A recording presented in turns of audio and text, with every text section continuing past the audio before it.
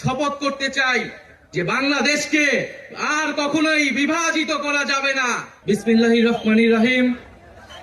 উপস্থিত সংগ্রামী ছাত্র জনতা, উপস্থিত জুলাই গণ অভ্যুত্থানের শহীদ পরিবারের সদস্যবৃন্দ এবং উপস্থিত বিভিন্ন রাজনৈতিক দলের নেতৃবৃন্দ, সবাইকে সংগ্রামী সালাম এবং শুভেচ্ছা।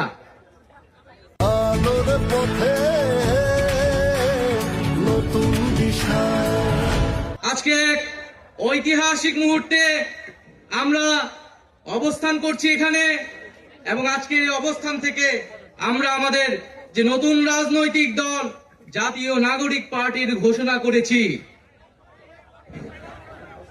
প্রিয় বন্ধুগণ, আজকের এই মঞ্চে দাঁড়িয়ে আমরা কেবল সামনের কথা বলতে চাই। আমরা পিছনের ইতিহাস কে অতিক্রম করে একটি সামনের সম্ভাবনার বাংলাদেশের স্বপ্নের কথা বলতে চাই। সেই স্বপ্নের বাস্তবায়নের লক্ষ্যেই আজকে আমরা এখানে উপস্থিত হয়েছি। জুলাই গণ অভ্যুত্থানে ছাত্র জনতার মধ্য থেকে স্লোগান উঠেছিল, তুমি কে আমি কে, বিকল্প বিকল্প। আজকে সেই বিকল্পের জায়গা থেকে